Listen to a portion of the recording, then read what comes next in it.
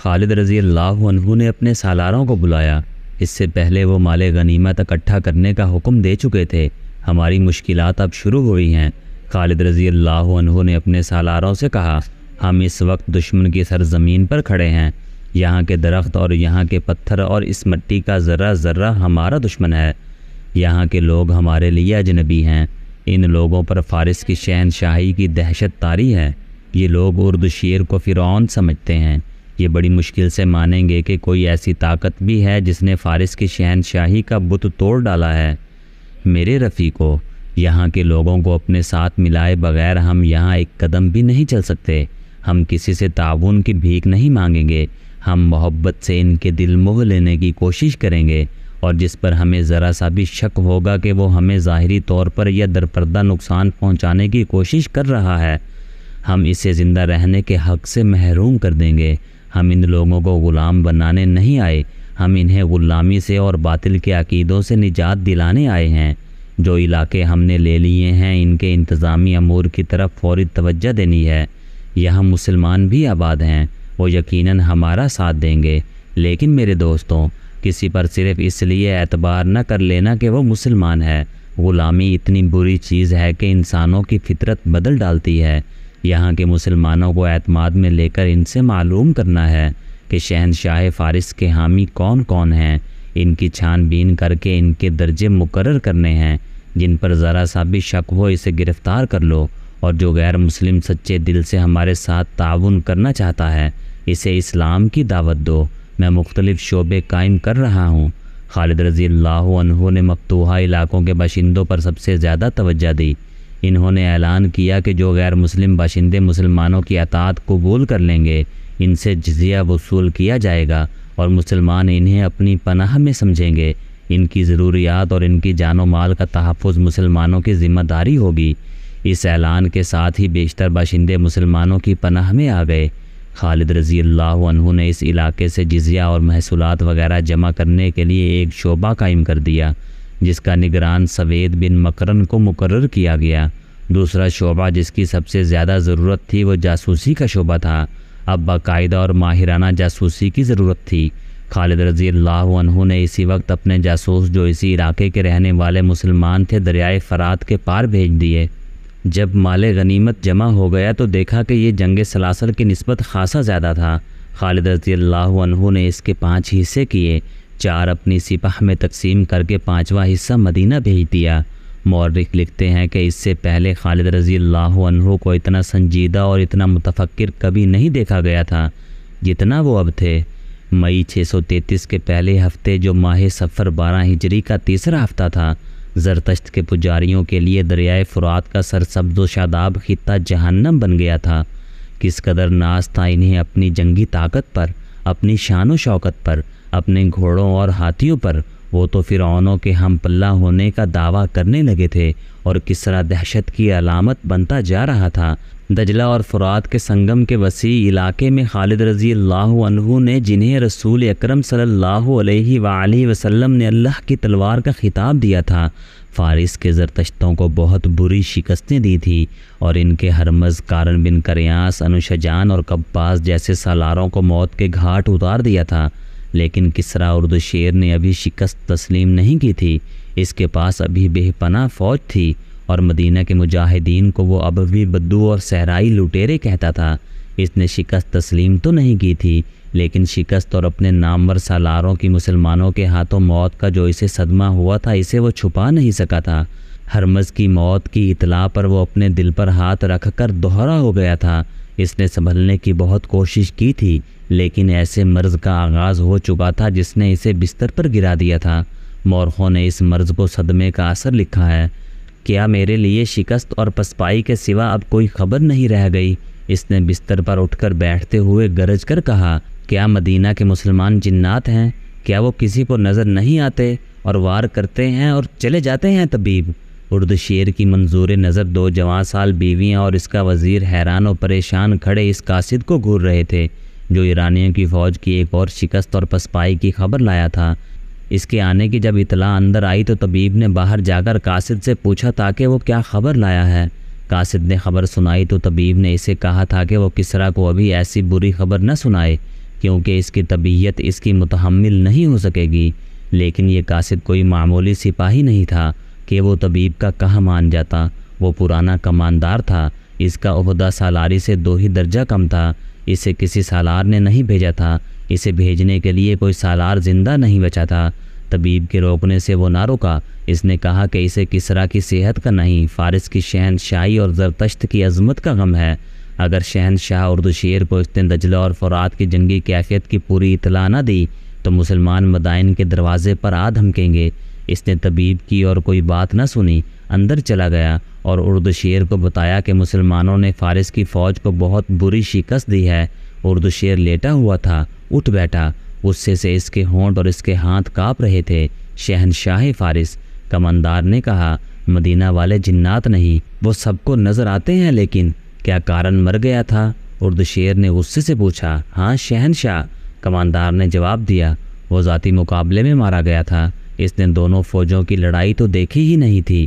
مجھے اطلاع دی گئی تھی کہ قباز اور انوشجان بھی اس کے ساتھ تھے، وہ بھی کارن کے انجام کو پہنچ گئے تھے۔ کماندار نے کہا، وہ کارن کے قتل کا انتقام لینا چاہتے تھے۔ دونوں نے اکٹھے آگے بڑھ کر مدینہ کے سالاروں کو للکارا اور دونوں مارے گئے۔ شہنشاہ فارس، کیا فارس کی اس عظیم شہنشاہی کو اس انجام تک پہنچنا ہے؟ نہیں، گستاخی کی معافی چاہتا ہوں۔ اگر کسریٰ نے صدمے سے اپنے آپ کو یوں روگ لگا لیا تو کیا ہم زرتشت کی عظمت کو مدینہ کے بدوؤں سے بچا سکیں گے؟ تم کون ہو؟ اردشیر نے پوچھا۔ میں کماندار ہوں، کماندار نے جواب دیا۔ میں کسی کا بھیجا ہوا قاصد نہیں، میں زرتشت کا جانثار ہوں۔ دربان کو بلاؤ، اردشیر نے حکم دیا۔ تم نے مجھے نیا حوصلہ دیا ہے۔ مجھے یہ بتاؤ کہ کیا مسلمانوں کی نفری زیادہ ہے؟ کیا ان کے پاس گھوڑے زیادہ ہیں؟ کیا ہے ان کے پاس؟ دربان اندر آیا اور حکم کے انتظار میں جھک کر دوہرا ہو گیا۔ سردار اندرزغر کو فوراً بلاؤ، اردشیر نے دربان سے کہا اور کماندار سے پوچھا، کیا ہے ان کے پاس؟ بیٹھ جاؤ اور مجھے بتاؤ۔ ہمارے مقابلے میں ان کے پاس کچھ بھی نہیں، کماندار نے جواب دیا۔ ان میں لڑنے کا جذبہ ہے، میں نے ان کے نعرے سنے ہیں۔ وہ نعروں میں اپنے خدا اور رسول صلی اللہ علیہ وآلہ وسلم کو پکارتے ہیں۔ میں نے ان میں مذہب کا جنون دیکھا ہے۔ وہ اپنے عقیدے کے بہت پکے ہیں اور یہی ان کی طاقت ہے۔ ہر میدان میں ان کی تعداد تھوڑی ہے۔ ٹھہر جاؤ، اردشیر نے کہا، اندرغرض آ رہا ہے۔ مجھے اپنے اس سالار پر بھروسہ ہے۔ اسے بتاؤ کہ ہماری فوج میں کیا کمزوری ہے کہ اتنی زیادہ تعداد میں ہوتے ہوئے بھاگ آتی ہے۔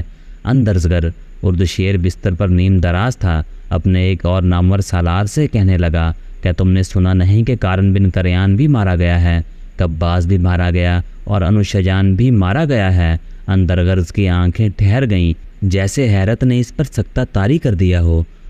اسے بتاؤ کماندار، اردشیر نے کماندار سے کہا، کیا میں ان حالات میں زندہ رہ سکوں گا؟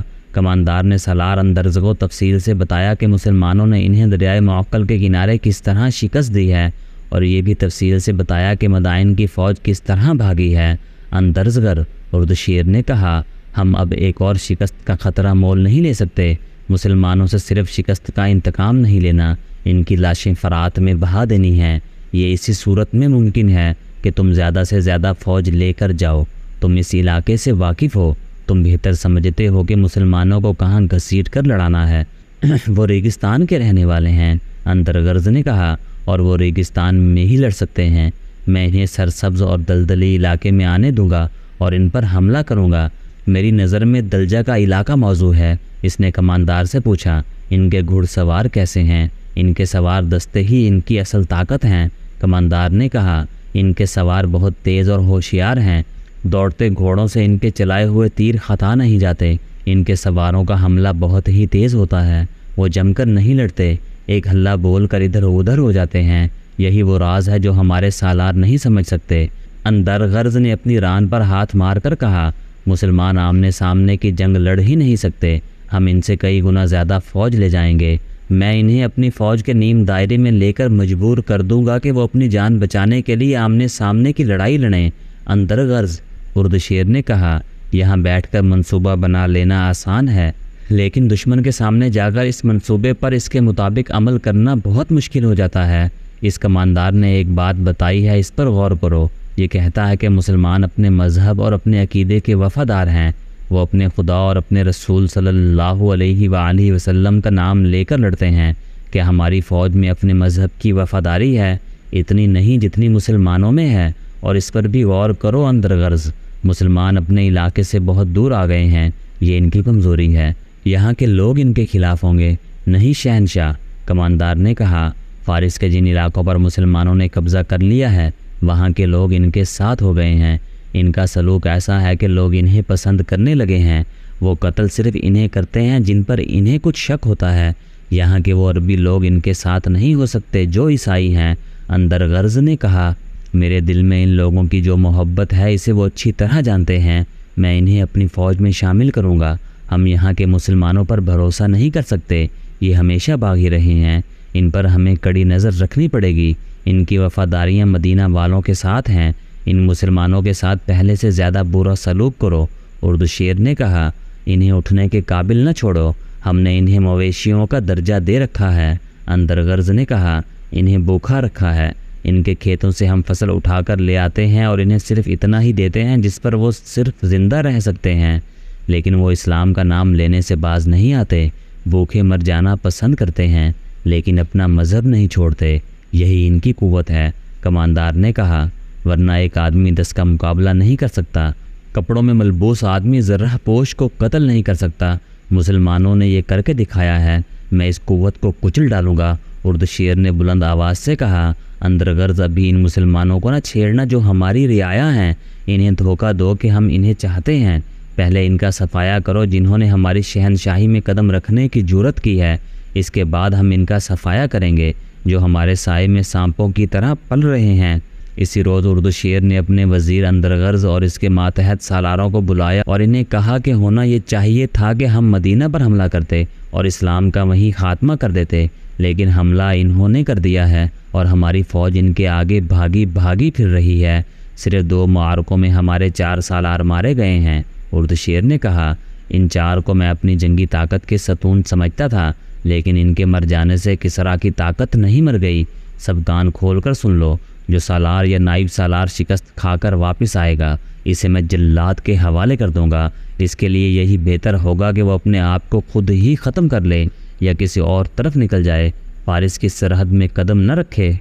اندرغرض تم مدائن اور ارد گرد سے جس قدر فوج لے جانا چاہو لے جاؤ، سالار بہمن کو میں نے پیغام بھیج دیا ہے کہ وہ اپنی تمام تر فوج کے ساتھ فرات کے کنارے دلجہ کے مقام پر پہنچ جائے، تم اس سے جلدی دلجہ پہنچ جاؤ گے وہاں خیمہ زن ہو کر بہیمن کا انتظار کرنا، جو ہی وہ آ جائے دونوں مل کر مسلمانوں کو گھیرے میں لینے کی کوشش کرنا، ان کا کوئی آدمی اور کوئی ایک جانور بھی زندہ نہ رہے، ان کی تعداد تمہارے مقابلے میں کچھ بھی نہیں، میں کوئی مسلمان قیدی نہیں دیکھنا چاہتا، میں ان کی لاشیں دیکھنا چاہتا ہوں، میں دیکھنے آؤں گا کہ ان کے گھوڑوں اور اونٹوں کے مردار ان کی لاشوں کے درمیان پڑے ہیں، تمہیں زرتشت کے نام پر حلف اٹھانا ہوگا کہ فتح حاصل کرو گے یا موت۔ اندرغرض دونوں فوجوں کا سپہ سالار ہوگا، اندرغرض تمہارے ذہن میں کوئی شک یا وسوسہ نہیں ہونا چاہیے، یہ بھی سوچ لو کہ مسلمان اور آگے بڑھ آئے اور ہمیں ایک اور شکست ہوئی تو رومی بھی ہم پر چڑھ دوڑیں گے، شہنشاہ فارس اب شکست کی آوازیں نہیں سنیں گے۔ سالار اندرغرض نے کہا، مجھے اجازت دیں کہ میں عیسائیوں کو اپنے ساتھ لے لوں، اس سے میری فوج میں بے شمار اضافہ ہو سکتا ہے، تم جو بہتر سمجھتے ہو وہ کرو۔ اردو شیر نے کہا، لیکن میں وقت ضائع کرنے کی اجازت نہیں دوں گا، اگر عیسائی تمہارے ساتھ وفا کرتے ہیں تو انہیں ساتھ لے لو، یہ عراق کا علاقہ تھا جہاں عیسائیوں کا ایک بہت بڑا قبیلہ بکر بن وائل آباد تھا، یہ لوگ عرب کے رہنے والے تھے، اسلام پھیلتا چلا گیا اور یہ عیسائی جو اسلام قبول کرنے پر آمادہ نہیں تھے عراق کے اس علاقے میں اکٹھے ہوتے رہے اور یہیں آباد ہو گئے، ان میں وہ بھی تھے جو کسی وقت ایرانیوں کے خلاف لڑے اور جنگی قیدی ہو گئے تھے، ایرانیوں نے انہیں اس علاقے میں آباد ہونے کے لیے آزاد کر دیا تھا، ان میں کچھ ایسے بھی تھے جنہوں نے اسلام قبول کر لیا تھا، انہیں مسنا بن حارثہ جیسا قائد مل گیا تھا جس نے انہیں پکا مسلمان بنا دیا تھا، مسلمانوں پر تو ایرانی بے پناہ ظلم و تشدد کرتے تھے لیکن عیسائیوں کے ساتھ ان کا رویہ کچھ بہتر تھا، مورخوں نے لکھا ہے کہ زرتشتی سالار اندرغرض ہرمز کی طرح ظالم نہیں تھا، مسلمانوں پر اگر وہ ظلم نہیں کرتا تھا تو انہیں اچھا بھی نہیں سمجھتا تھا، عیسائیوں کے ساتھ اس کا سلوک بہت اچھا تھا، اسے اب عیسائیوں کی مدد کی ضرورت محسوس ہوئی تھی۔